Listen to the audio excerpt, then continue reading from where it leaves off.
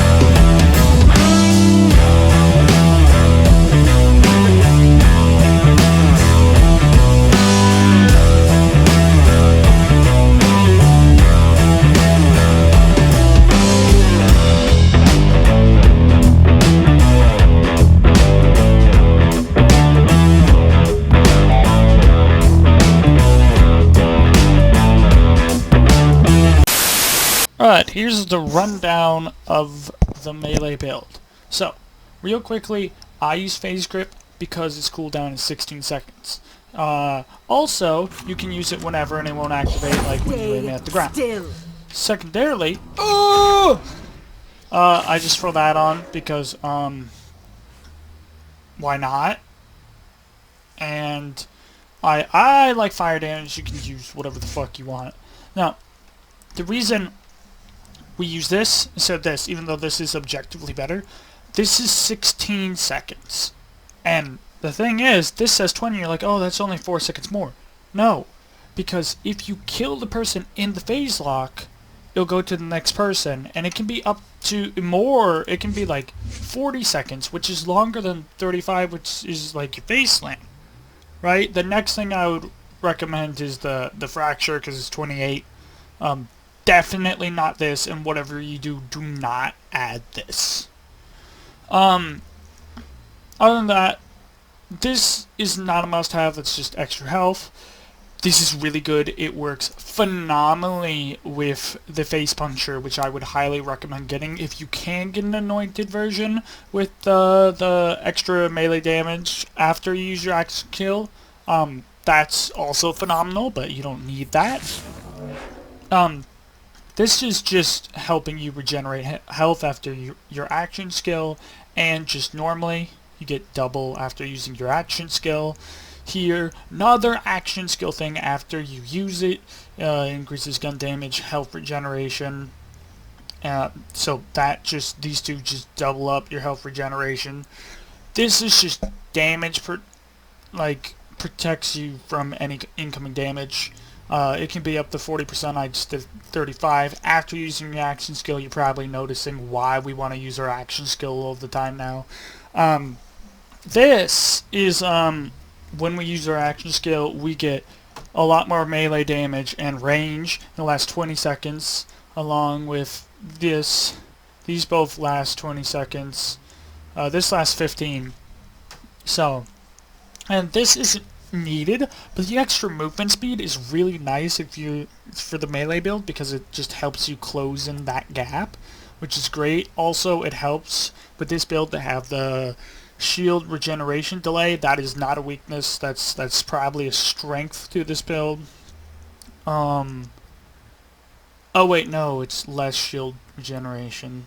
So never mind, that's a weakness, but you'll probably be taking a lot of damage, so you don't have to think about that.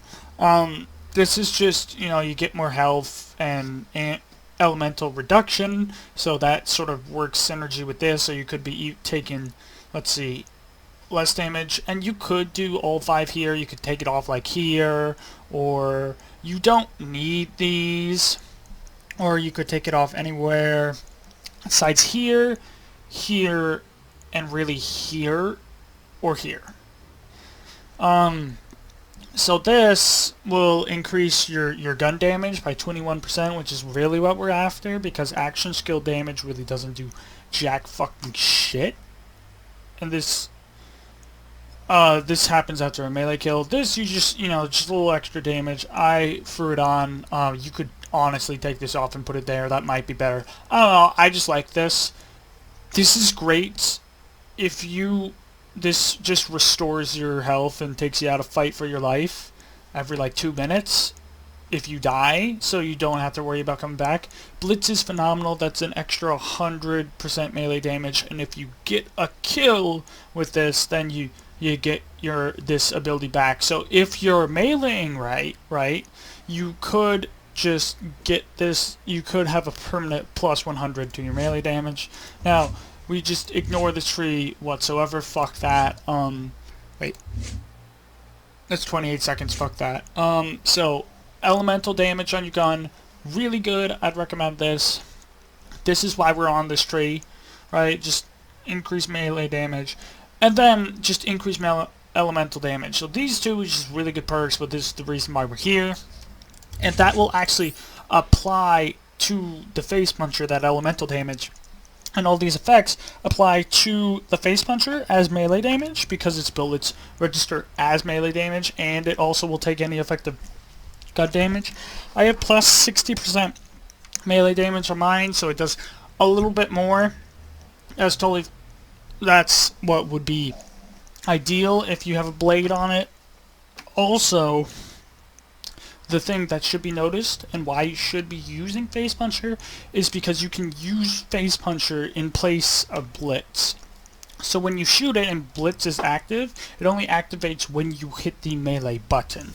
So you can weaken people down and still get that high melee damage using this gun, and then you can hit 5 and really get use out of Blitz, which is absolutely phenomenal. I would recommend using really close range guns because you get up to 60% more damage. You should get a Brawler Ward because that's plus 300% melee damage, when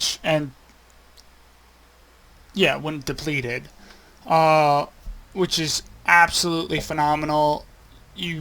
Or maybe it's 600, I don't know. You don't need this, but I would highly recommend it. If you get one with extra melee damage, that's good. I have mine with action skill cooldown, so it cooldowns faster, which means I get it quicker than 16 seconds, which is great.